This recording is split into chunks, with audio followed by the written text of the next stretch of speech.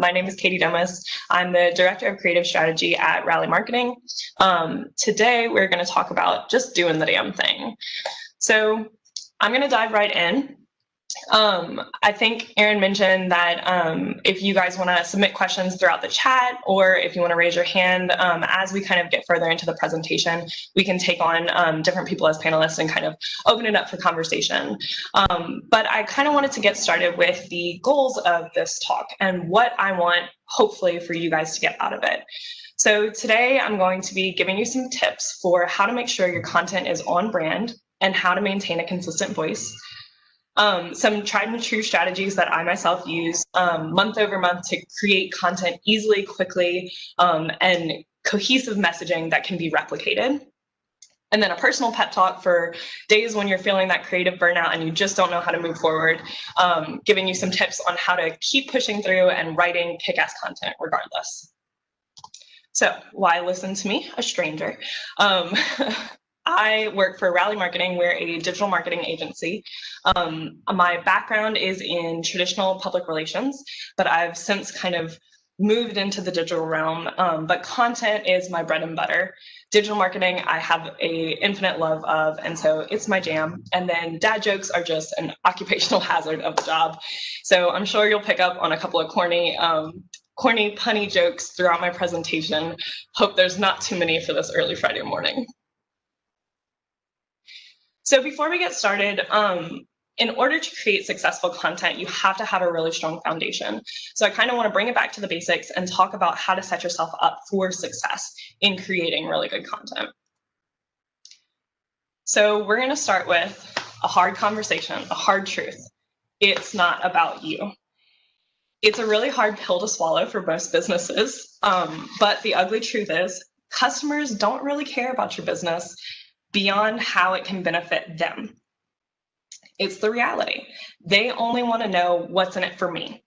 So everything you do, everything you say should focus on your customer. It's as simple as shifting your perspective from we're the experts to saying things like, you deserve the best. So once you accept that truth, even if you don't want to, by focusing on what your audience needs and wants, your content and your creative will have a much higher impact because it's then hyper-focused to meeting your customers' needs.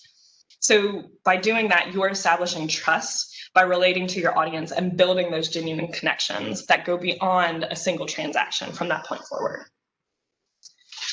So in order to do that, you have to know who you're talking to. It does matter, so you do need to be really specific. So the first thing that you need to think about are who are your customers?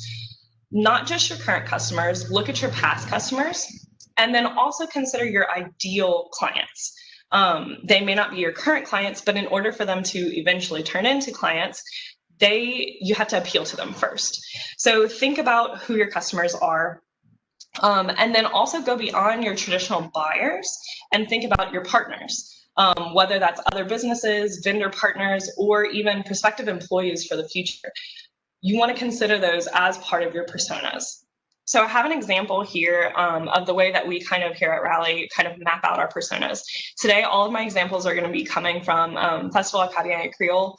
We just recently helped, I'm not sure if any of you guys tuned in, but we just recently helped with their digital marketing efforts, and when they transitioned into the virtual festival space. So it was a big transition for a lot of people this year, but we still wanted to help make it as an impactful and successful event as possible. So a lot of the examples that I'm going to be using throughout my presentation today come directly from our strategy that we created for festival. So when we were thinking about our different personas, one of the personas that we were trying to target is the local millennials and Gen Z population. So we want to consider what are their challenges, what are their pain points and frustrations, and then how can we provide solutions for those challenges. So that's kind of what this looking for pain points questions. We want to proactively address any questions they may have. That kind of helps to reassure them and continue building that trust. One thing to keep in mind is that you can't be everything to everyone. So you do need to narrow down who you're trying to talk to. You may say that, oh, my ideal client is so and so. However, they're not my current target market. So maybe they get put on the back burner and they're a secondary persona, because what you're focusing on now doesn't necessarily it isn't necessarily designed to target that persona. It doesn't mean that you won't inherently create messaging that reaches them. They're just not your focus point for right now. So separate them into categories, primary and secondary. And then a lot of times, like I mentioned, you'll still end up appealing to that secondary audience, even if they're not your target audience. So once you've identified your top customers, your consumers, your audience, whether they are actual buyers or not, think about what their biggest pain points and challenges are, and then how your brand can help proactively solve that problem. So all of those things that we're identifying, that's then going to be turned into messaging throughout your content, whether it's on social media or in blogs. The next thing is to think beyond what you sell. It's not just about selling a product or a service. It's about building connections. People don't follow businesses, they follow brands that they feel tied to. They feel a connection with a brand. So you want to make sure that you're building a brand that can connect with these people that you're trying to target. So what are you going to say? Know your strengths. The way that I like to organize content is by sorting it into buckets. So you're building buckets to build your brand. Include content that focuses on more than just your product or service offering, though. You want to organize it into buckets that can help you easily keep track of the type of content that you want to post about, and then you play to your strengths. So keeping in mind all of the things that you came up with for your personas, whether that's their pain points or their frustrations, and then you then have a solution.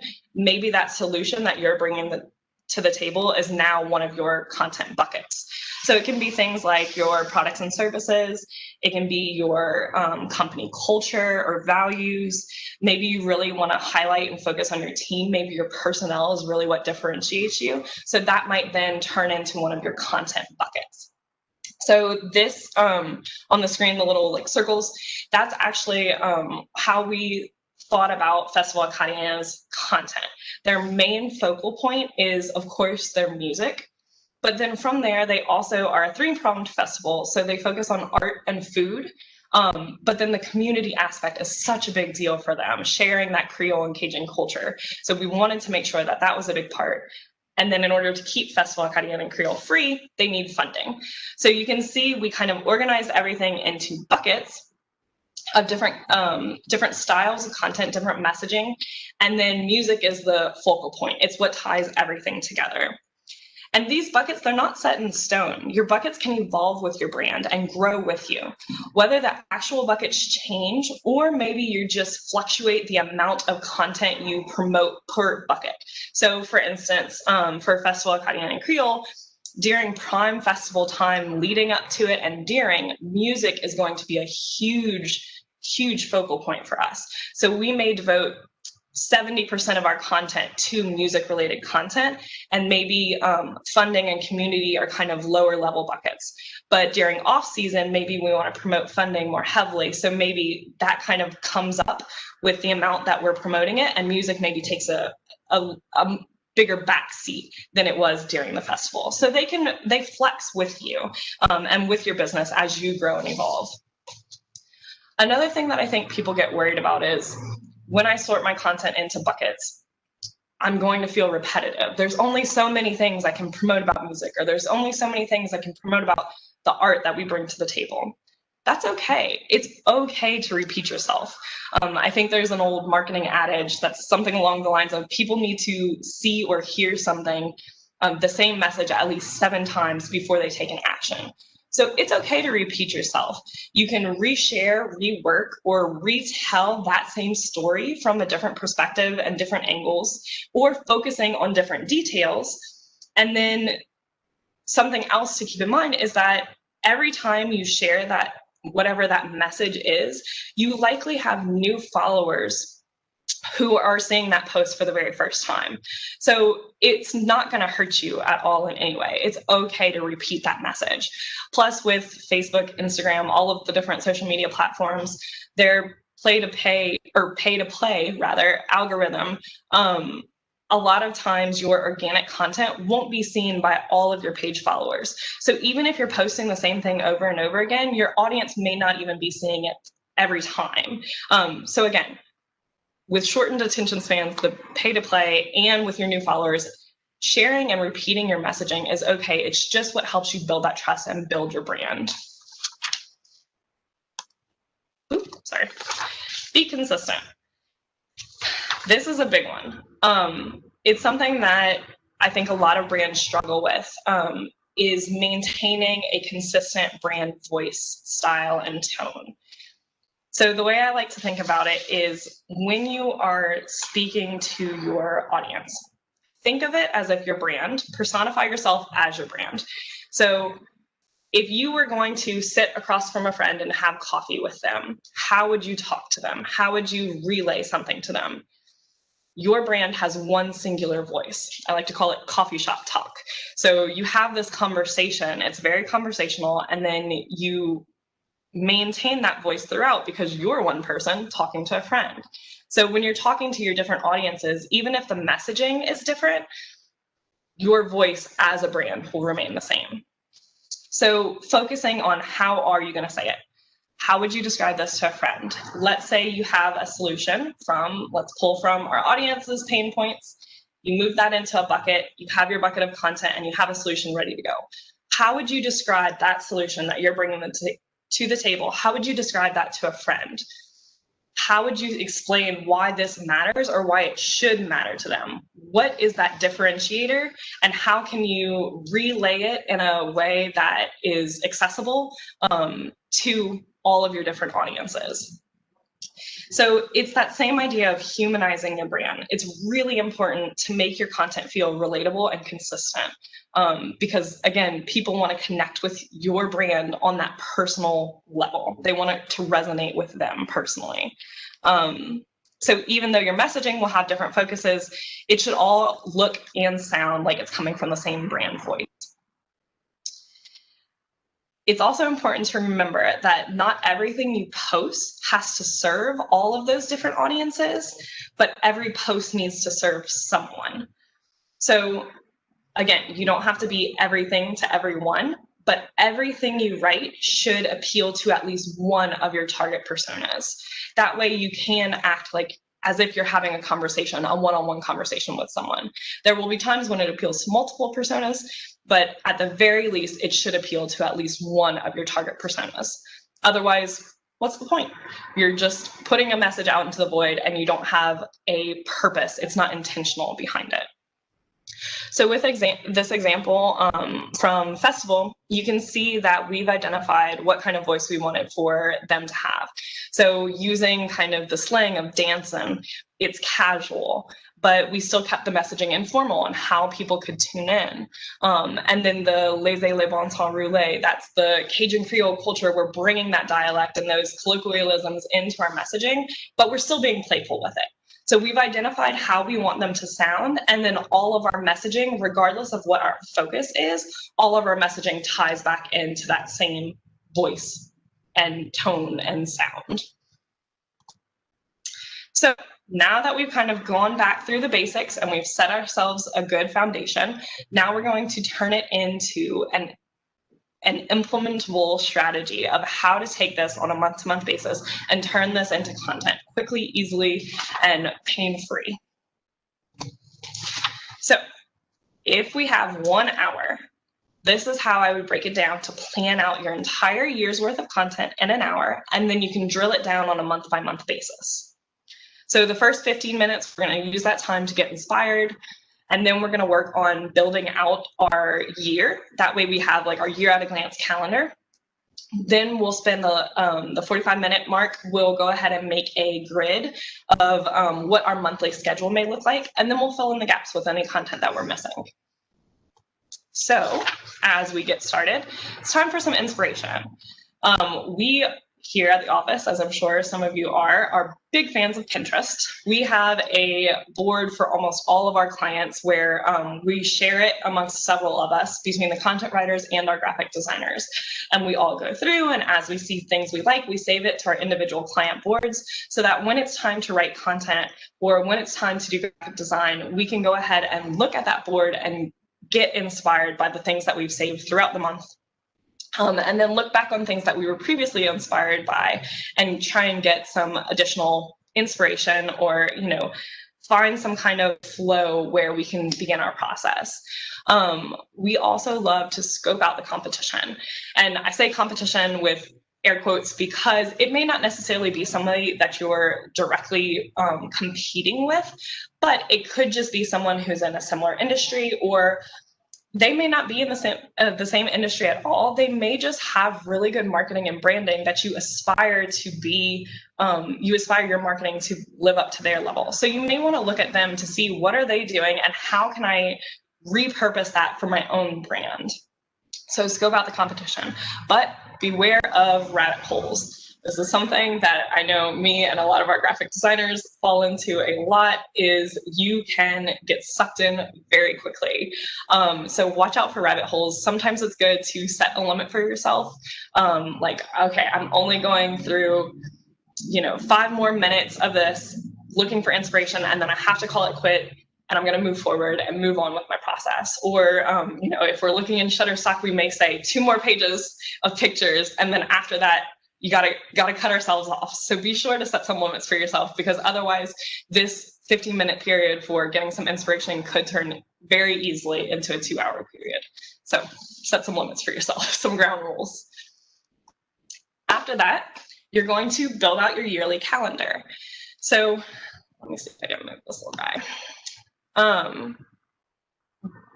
The foundation where I like to start is with the kind of kooky holiday calendars, whether that's local. So think of it in terms of both like local and industry related specific holidays.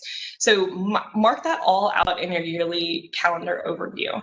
You want to be sure you're taking note of when holidays fall so that you can move things around. If you were planning on launching something, but it turns out that's the weekend of July 4th, maybe that's not a good weekend. So looking at that calendar at a glance kind of gives you a better idea and a better feel for what you have coming ahead. So mark down all your holidays, and then mark down any local holidays you know of. So some of the things that we take note of here are things like, when does Time's Best of Acadiana, when does that come out? We may note, okay, nominations start in, I think, February. Finalists are announced in May. The winners are announced in late July. We may note those things. Crawfish season, does that matter to your client or your brand? So take note of little local holidays as well, because those may play a part into your monthly content creation. And then any industry specific holidays. So healthcare, for instance, they have a lot of monthly holidays or awareness months, like October, Breast Cancer Awareness Month. So you want to take advantage of or be aware of those things as you're creating content as well. So note all of those different holidays.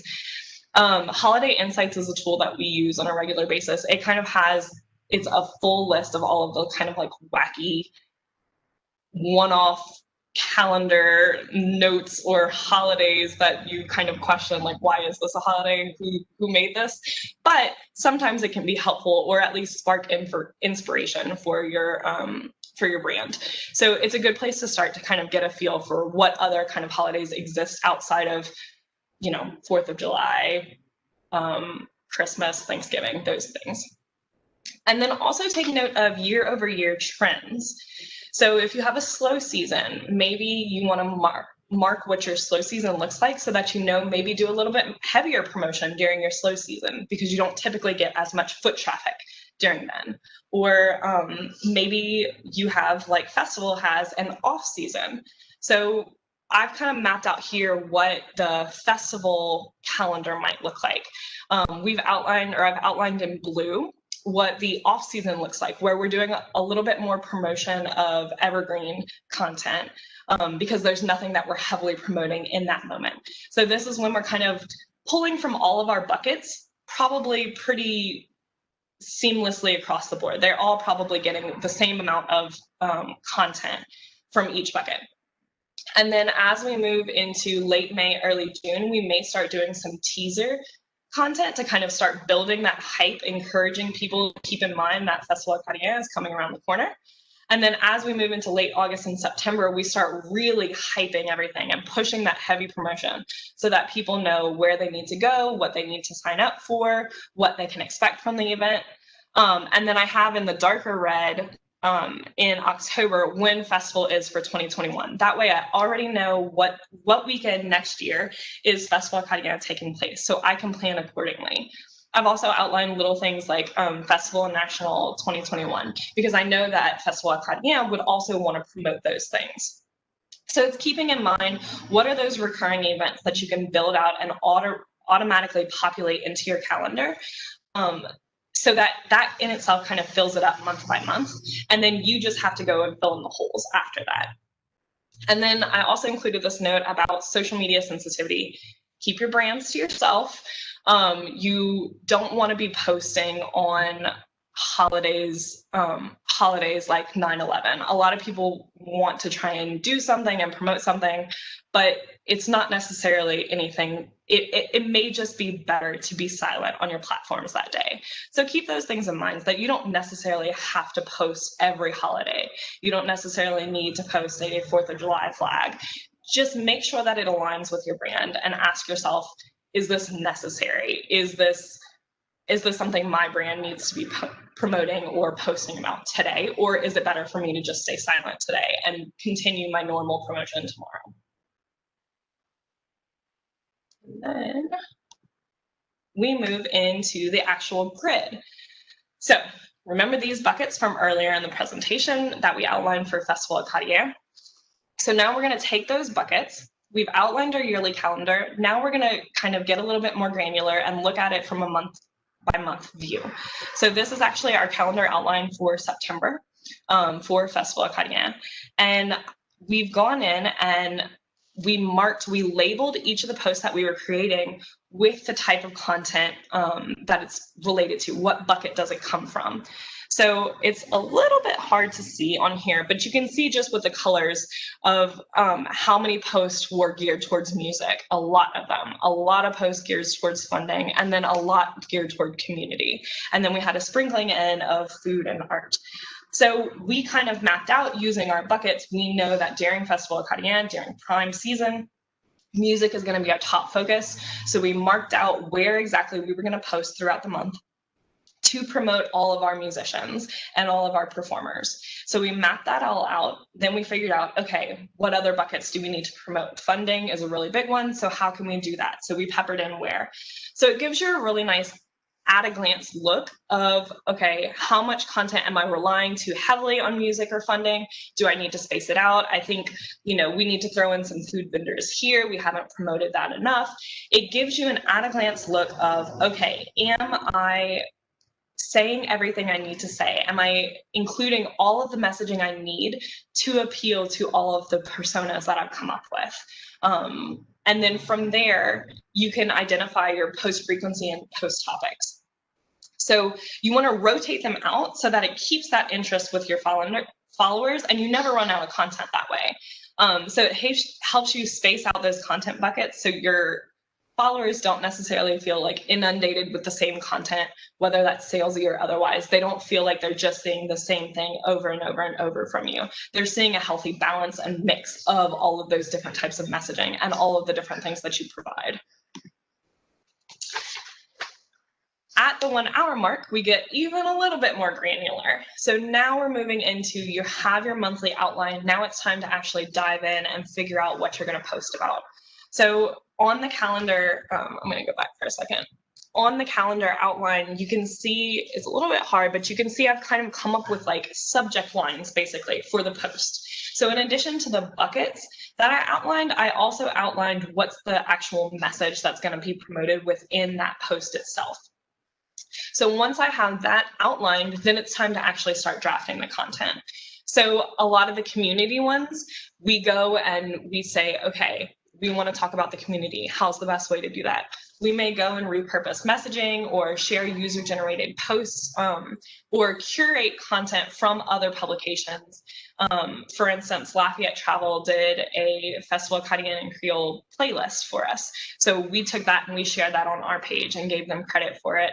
But that's another instance of those, a partner persona. So they are a valuable partner to us and we wanted to share that content from them, but that also made our job really easily because we didn't actually have to create that. They created that for us and we just repurposed it. So really play into the content that you have. Use what you have. Don't feel afraid to repurpose things that you're already creating. That's why you're creating it, to make your job easier. So if you're creating blogs, if you're creating podcasts, if you're creating videos, use that content on social media. You can pull snippets from blogs. If there's a good one-liner in the blog, maybe you just pull that and that's your post content, and then you can link back to it. If you have a video, maybe it's a little bit longer video, chop it up into smaller pieces and repurpose that. That one video or that one blog can then be turned into several posts spaced out across several months. So use what you have, take advantage of that, and then also take advantage of user-generated content. So for festival, we kept sharing a hashtag, and we were encouraging people to tag our page when they share their own Festival Acadien and Creole experience. So we were going and looking through our hashtag and checking our page tags. And anytime people would share photos, we would really try our best to try and promote them and use those. So you can see the Oncelette's picture down at the bottom left right here. We use their picture in all their festival merch to promote our merchandise. But again, that was a picture that we didn't have to set up or stage. We got that from them, and we were just able to use it for our own content. So repurposing content, that's a huge time saver.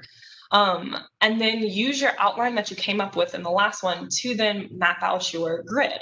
So you can see our Instagram feed, which props to our graphic designer, it looks really great. And it's really organized and it's really balanced, but that's because we use those buckets to identify what type of content we were going to promote during Festival Acadien. So we were able to space everything out, and there's a healthy balance and mix between all of the different things, whether it's food, art, music, culture. And then also, last but not least, don't forget your CTAs. Whether you're asking people to tap, like, save, visit your website, direct them to an email list, you always want to try and engage your followers to take an active role in your brand story. It helps you establish results like increasing your email list or getting people to look at your blogs, but it's also helping them get into the habit of taking an active role in your story, which makes them feel more engaged, and it helps continue building that trust and brand reassurance. So let's do a quick recap just to review. Don't forget to remember your audience. You always want to go back and identify who your target personas is or are. You may want to do that every 6 months to a year, just because your brand changes and evolves, the economy changes and evolves, things may shift. So you may have to pivot. You may have to pivot and adjust your personas based on that. So don't be afraid to go back to the drawing board and say, okay, I need to reassess. This is no longer who I'm targeting anymore. I don't know if y'all watched Laurel's presentation yesterday, but she made a good point about for Hamper, their target persona was stay-at-home moms, or were busy moms. With the pandemic, all of those moms became stay-at-home moms, and they had to pivot their whole marketing strategy. So that's something to keep in mind. Don't feel like you're boxed in. Go back, reassess, try it out, try something new. And then always refer back to your buckets. Those buckets that you've identified will really help you create a balanced content mix, and it'll help you easily be able to pull content. Just having those buckets and having them identified allows you to say, okay, I haven't posted enough about XYZ. I need to add in more content. Bam, I have an idea. Or, oh, I have a blog that I can use to promote that. So it kind of takes some of that pressure off of you about like, what do I post about today? Because you have something already created, you just need to refer back to it. The coffee shop talk, speak like it's a conversation. Speak as if you're talking to your friends.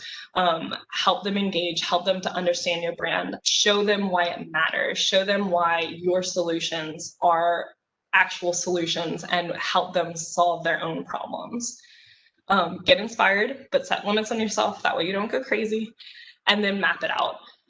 I love a good calendar outline. I love a hard piece of paper printed out where I can write stuff down, erase it, start from scratch. I print out a blank calendar every month, and that's kind of my starting ground. I refer back to who are my personas, what are my buckets of content, and then I use that blank slate content calendar, fill in all the holidays that I have from my year at a glance look, and then from there, you're just filling in the holes. So it makes the process a whole lot easier, and you can repeat that month and month and month, and even year over year, because those things are recurring. And then you want to always ask yourself these questions when you're creating content. Always try to be intentional about what you're creating. So who am I trying to reach with this? Why does this matter? Does this post sound and feel like my brand? And how am I inviting my audience to engage? So those questions are basically an anatomy of a social post. Those are the 4 main components that you need to consider. So between the cheat sheet and these ask yourself these questions, keep those handy to go with your blank calendar, and it should be smooth sailing from there. I think we're going to open it up for questions now, but I also wanted to note that I talked with Erin earlier, and I created kind of a couple of worksheets for you guys. They were hidden slides throughout the presentation, but I'm going to package up the presentation and the worksheets, which will help you map out your personas and then also your buckets of content. And then I also made a cheat sheet for some quick call to actions and some post ideas for you. So I have those kind of ready to go and packaged up, and I'll send that over to Erin, and she will email it out to you guys afterwards. Thanks, Katie. And just as a reminder, everybody, as you think of any questions, please let us know in the chat box, and I'll relay that info to Katie. I have a question just to get us started off. Katie, when you're creating a content calendar for the year, what are certain, are there certain milestones or events that happen throughout the year that you kind of look for every business to create content around? I think it really depends on the business, and it varies from business to business. So I think that's why paying attention to those trends is really important, because what might be relevant for one business isn't necessarily relevant for another. A lot of businesses have different fiscal years, so kind of setting something in stone doesn't necessarily work. You kind of have to think of it as your own brand and what matters to you guys. Have you noticed any trends throughout the year, whether that's sales trends or whether that's things that, maybe your boss always wants you to promote? We have one client, a health-related client, and they're big on colorectal cancer month. And we know every year that's a huge push for them. They don't do a whole lot of other monthly awareness promotion, but that month we know our whole month's worth of content is that. So it's really thinking about your own brand and what matters to you, and then taking those things into account with the bigger holidays and events. So seasonal things, holiday season probably starts October, November. Does that matter to your business? And even if you're not let's say a retail business where you may have products to sell, there may still be something that related to the holidays that can then affect your business. So our sister marketing company, Comet Developers, they're a website development firm. So they don't necessarily sell anything around the holiday season. However, they help customers set up, or they help businesses set up their e-commerce stores. So we do a big push for them around the holiday season a little bit ahead of time to help businesses make sure that their e-commerce store is ready for their holiday sales. So it's thinking about it from different perspectives. And I think that's why having those personas is really, really helpful, because you're thinking from that perspective of your target audience. And then that kind of helps you get into their shoes, think about what their frustrations are, and then say oh, they get frustrated around the holidays because they have this big push and they don't have a way to get their products in front of their customers. Well, what can we do? How can we come into the picture and make that happen for them? Thank you. And I love how you said earlier, like people don't follow businesses, they follow brands that they feel a connection to. So really being able to relate to them and know who you're speaking to, I think is what helps create that connection. And so how in your experience have you found, like for service-based businesses, because I know that can be sometimes tricky to make like pretty social media content around, how based on a service-based business would you try to connect with people both emotionally in a way that's visually appealing? So I think there's a couple of different ways. One, I think it's that humanizing aspect. So even if you're selling a service, a lot of times those services come directly from your personnel or your staff. So put them in front of the camera. They may not like it and they may not want to, but that's what's going to resonate most with your target audience.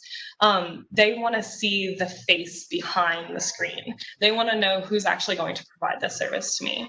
So as much as people don't like to get on camera for a video or to get behind the camera for a picture, those are the things that's really going to help humanize your brand and help make those connections. I love pushing like meet the team or culture style posts for service related businesses because there's not a tangible product that you can actually like take a picture of where it looks really pretty and like, you know, put it on your Instagram feed or whatever. There's nothing to actually take a picture of, but taking a picture of a person or asking them a couple of like quirky questions about themselves and what they do, what's their role and responsibility, how do they help, you know, keep that business moving forward. That resonates with people because then they make that connection and they feel a little bit more tied to the brand. So that's one of my favorite ways to do it, is just to push that personal connection. And getting your employees to share your content on their own personal social media helps to just build that trust and reassurance as well. I love that, like kind of putting a face to the company or organization that is providing this service. And that can be kind of tricky to do because, of course, not everybody wants to be on camera and doesn't want to be have their picture on social media. But I think ultimately it has a greater impact than just posting a list of your services over and over again. Right. And additionally, like if someone doesn't want to get behind the camera, even if it's a picture without their face where they're actively working on something, or if you can show a status update of a project or behind the scenes look at like maybe several people around a conference table working hard on something, but they're not necessarily like the center of attention or the center of the photo, that still helps to kind of humanize the brand and actually show the people who are working on those projects. And I want to like reference something else you said earlier about being consistent. Does that necessarily mean, I mean, I know you talked about being consistent in your messaging and being consistent in the frequency of your posts. How often should a business post to be considered consistent? It really depends on both your platform and your audience, and also your brand. So if you're posting on LinkedIn, which is a more business-oriented platform, you're probably not going to be posting on the weekend as often as you would be posting during the workday. So you want to think about, like, again, who's your target audience? When are they online? Most people aren't on LinkedIn during the weekends. They might be more focused on, you know, networking and making those connections during the work week. So you want to appeal to them during those times when they're online. Whereas, like, if you're on Instagram, you may post a little bit more frequently. And it may not matter if you post in the evening hours when most people are scrolling on their phones at night when they're watching TV or they're eating dinner.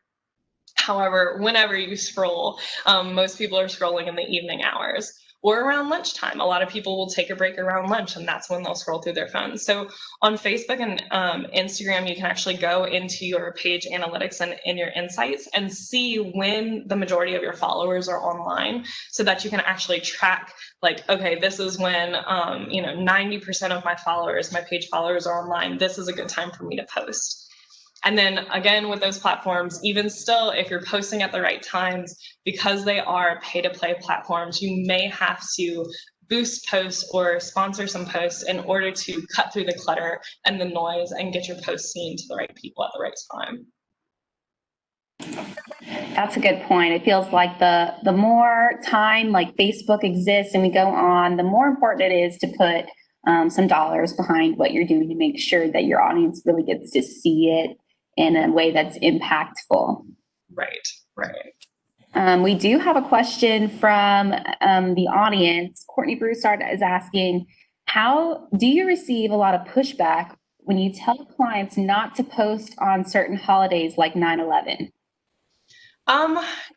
Usually it's just an explanation. They just may not realize that that's something that we don't recommend. So once we kind of have that conversation with them and kind of explain that like there's no reason your brand needs to post on that holiday, a lot of times they're really open to hearing those things. They just don't know, or they think that's best practice because they see other brands doing it. But we explain to them that, you know, what we're doing and being intentional and being strategic, there's no necessary reason that their brand needs to post on holidays like that, where it would be much better suited if we had a more strategic post going out, you know, 3 days later that really pushed their website or pushed something else. So we don't get a whole lot of pushback for the most part on posting on those types of holidays. There are occasions when, not necessarily, I wouldn't say like 9/11 or something, but there are occasions when clients give, you know, pushback, or they feel very strongly about putting a message out on a certain day or at a certain time. And, you know, ultimately, they're paying us to provide value and to make our marketing recommendations. But at the end of the day, it's their money and their business. And if they want to do those things, regardless of what we've told them or what we recommend for them, then at the end of the day, we do it for them. But it's after having several conversations and making sure that they understand why we recommend one way or another. Yeah, I guess that's just kind of going back to what's really relevant and going to create an emotional connection with your specific audience and relatable to the services or the products that you're providing as a company, and not kind of deviating from that brand. Yes.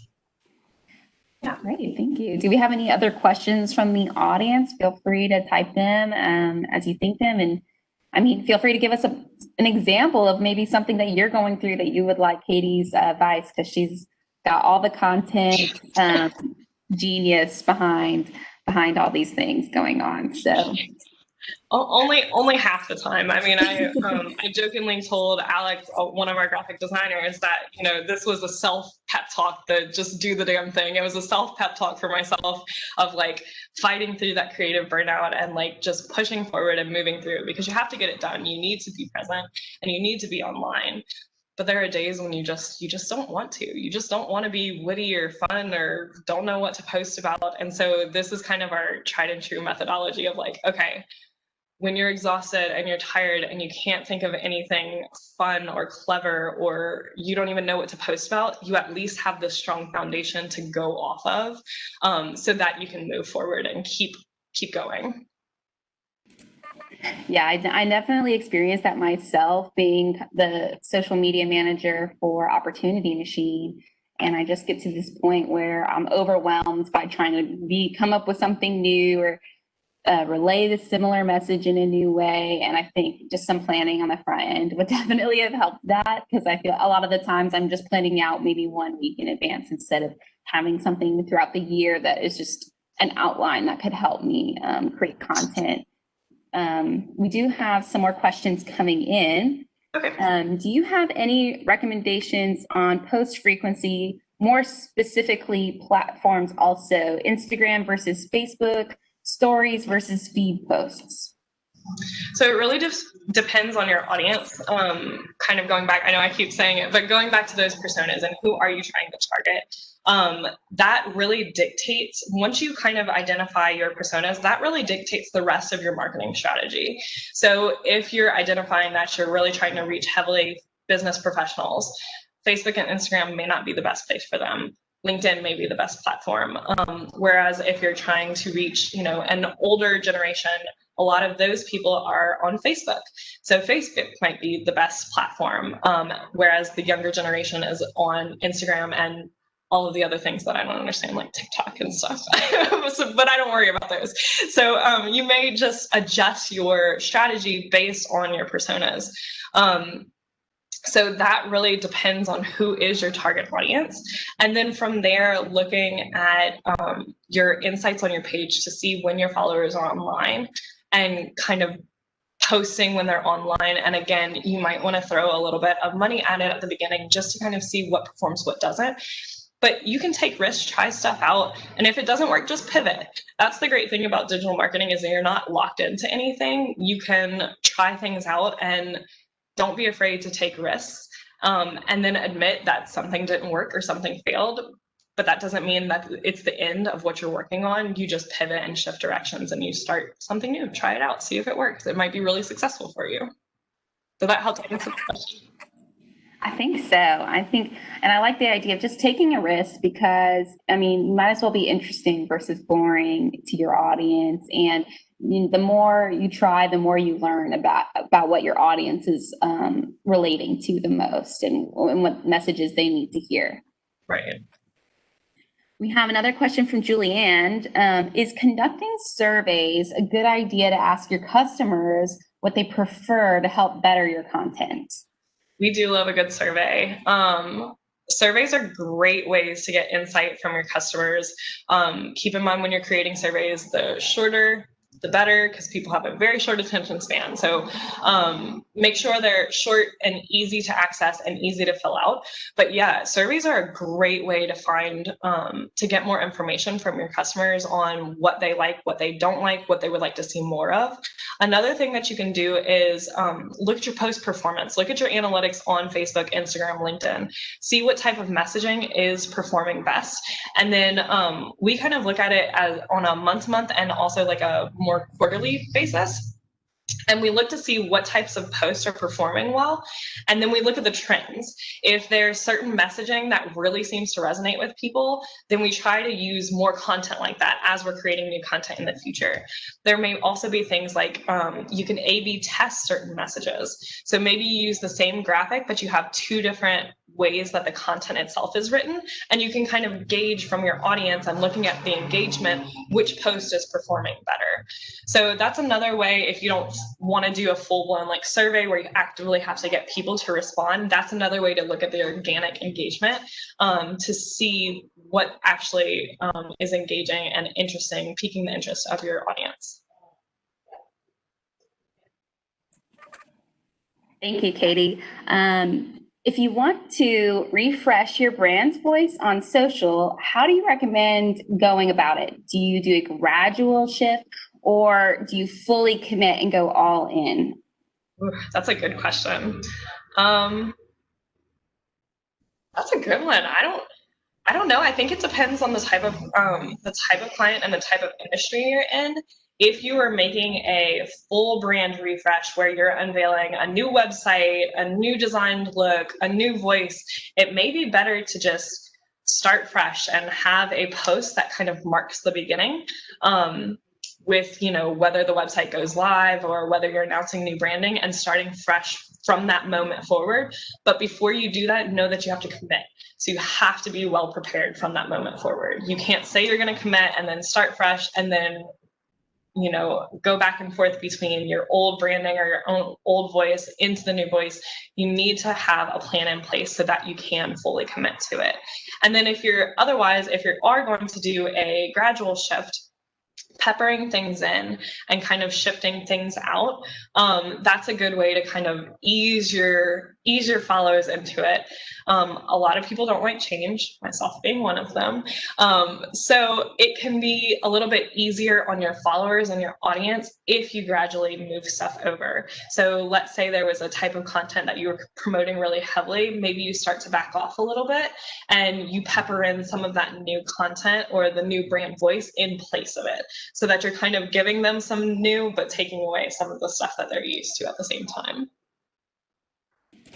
So it's really not just as easy as like switching out a logo. You really have to do it thoughtfully. You have to realize how like this new logo is maybe a change in your brand's persona. Maybe it changes, or maybe it's just meant to more accurately reflect your target audiences.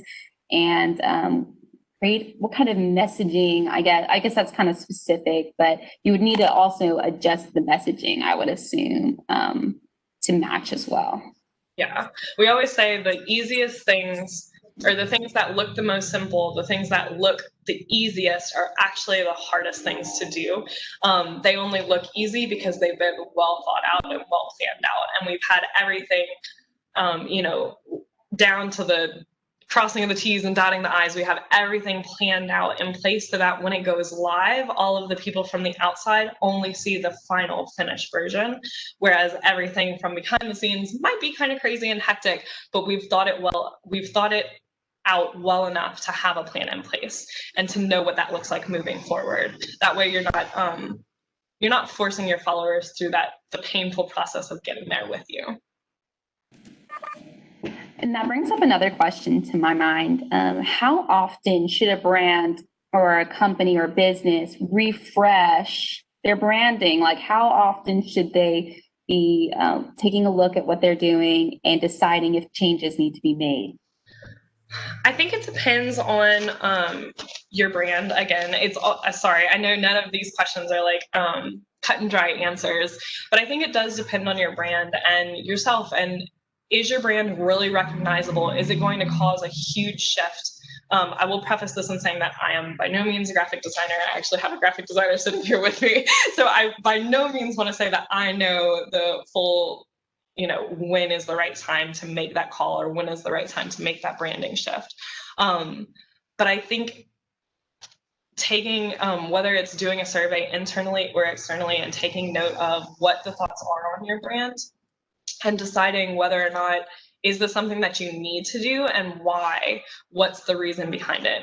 Make it intentional. Don't just change your brand just for the hell of it. There's got to be a reason or a purpose behind it. And your brand might be really recognizable.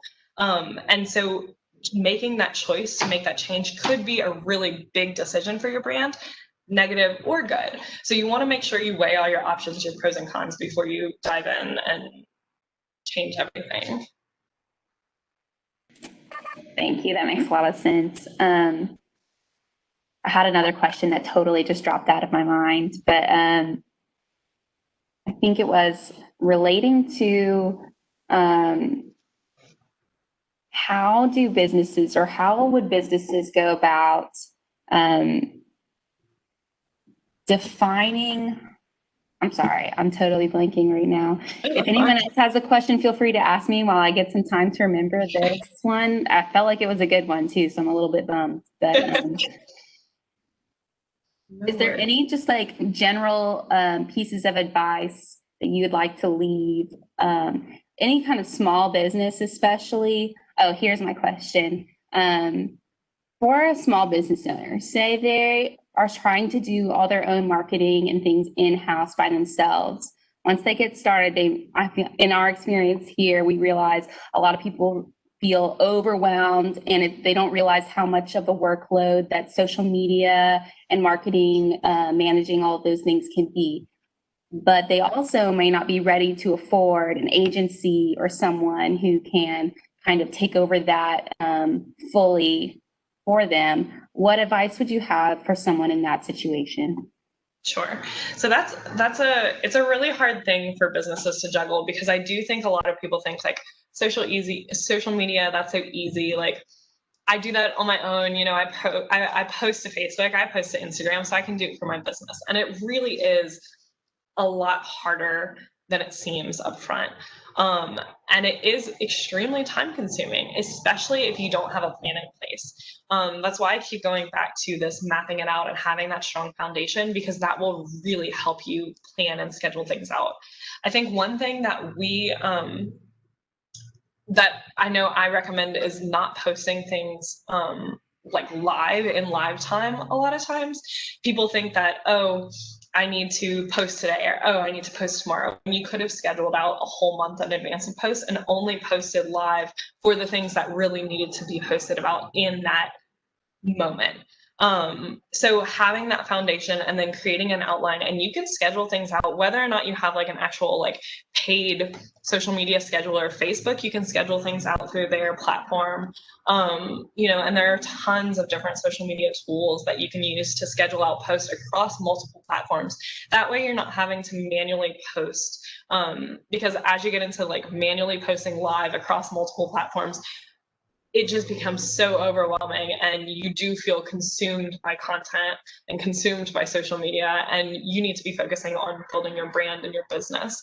So I definitely recommend, set aside the hour to map out your plan, map out your year's worth of content, and then set aside maybe one day a month to plan out the month in advance of content and come up with posts, draft them all up, schedule them out, and you can be hands off from there, other than like monitoring your content and posting as needed or responding to comments.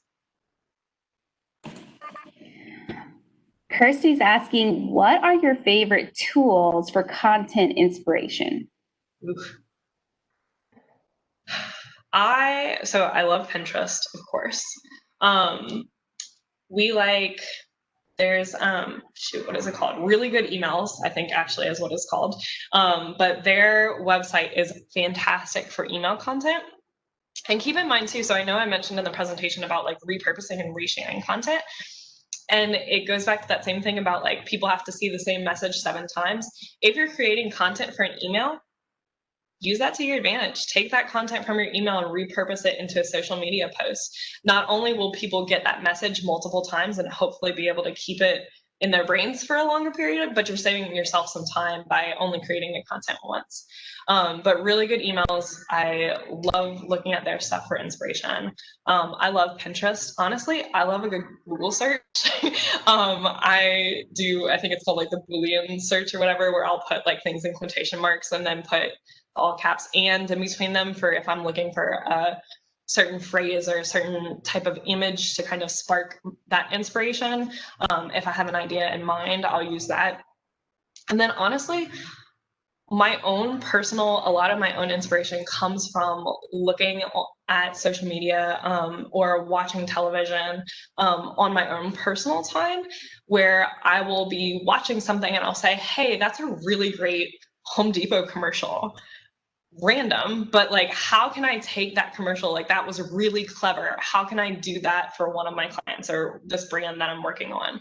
So you're taking inspiration from your day-to-day stuff, even if you're not going in with the mindset of like, I'm going to watch this, I'm going to listen to the radio and be inspired today. You're listening for things and you're constantly thinking like, that's a great idea. What impresses you as a consumer? And then how can you then convert that into a successful idea for your brand? That's a good point too. I mean, what kind of you want to like look at what's trending and things like that, but I know not every trend applies to every business. Is there like an example or something you can say about businesses that are trying trends that they shouldn't, or anything related to that? I think it goes back to your brand and your, identifying who your personas are and your brand voice. So like, us as a company, Rally, we have a little bit more irreverent, fun, fluid brand where, it wouldn't be unusual for us to hop on a trend or to hop on like, I don't know, a meme, if there was one relevant enough that we would then kind of repurpose for our own. That wouldn't be so out of the box as, let's say, like an oil and gas company who is then trying to jump on like a TikTok trend. Like that would be really out of place for them unless their brand voice is really fun and quirky and innovative and open-minded and forward-thinking, and maybe that does work for them. But most likely, probably not. So it's really going back to your buyer personas and thinking about who you're targeting and really thinking about, does this trend make sense for my brand? And like, if one of these personas saw us do that, would they still respect my brand the same way that they do now? I find that a lot in your experience that a lot of the companies you work with are kind of shifting towards a more casual, fun type of brand persona, or I know a lot of people and a lot of businesses still kind of stick with a very traditional, and straightforward type of persona? I do think a lot of businesses are starting to move towards, and I'm not saying one is better than the other, professional or more fun. You can have a mixture of both and still have a consistent brand voice. I think it's just finding something and committing to it. And a lot of times what helps brands or helps businesses really create that unified voice is thinking about who they are as a company. Because if you're a really fun group of people, but you're trying to push yourself into a very boxed in, stagnant, sterile brand, there's going to be some confusion there because what's happening internally on the inside of the company isn't reflected within your messaging or your brand voice. So I think a lot of brands are kind of taking a step back and realizing like, this may be the front that we're putting up, but it's not necessarily who we are as a brand. So they're just kind of coming into their own. And I think it's helping make brands more relatable and feel more genuine and authentic. And by doing that, that's how you build those brand followers, because people want to feel that connection and they don't want to feel like they're being tricked or duped or whatever. They want to feel that genuine connection with someone. So the more genuine you can make your brand, the easier that connection will be. Just like with people, I find, there's that boundary between what's expected of a company and what's expected of a person is kind of getting smaller and smaller. And people want to see the people behind those companies and they want to be able to trust them and know what to expect and feel like they're being transparent and honest. Exactly. People don't want to feel like they're having a two-faced conversation, both in real life on a person-to-person level, or with the brand. They want that trust to be established there. All right. Any other questions coming in from the audience? Put them in now, last chance, because we're about to, I think, be ready to wrap up. If not, so I'll give you all a minute to do that. Thank you again, Katie, for joining us today. And I'm going to give you one last question from me. Sure. If you could kind of summarize in one piece of advice what you'd like the audience to take away today, was that one piece of advice? It's very type A of me, but come up with a plan. A plan makes everything better. Outlining those details ahead of time and just having something to fall back on, no matter if something goes sideways, something pops up. Think about, I'm not sure how many of you, again, tuned in for Festival Acadien and Creole. We had a hurricane come in the weekend of Festival Acadien. We had to shift gears immediately.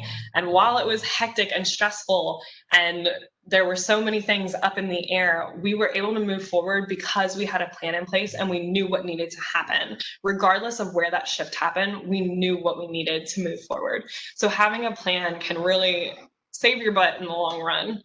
So highly recommend a plan. Wrote it down. Got it. Thank you so much, Katie.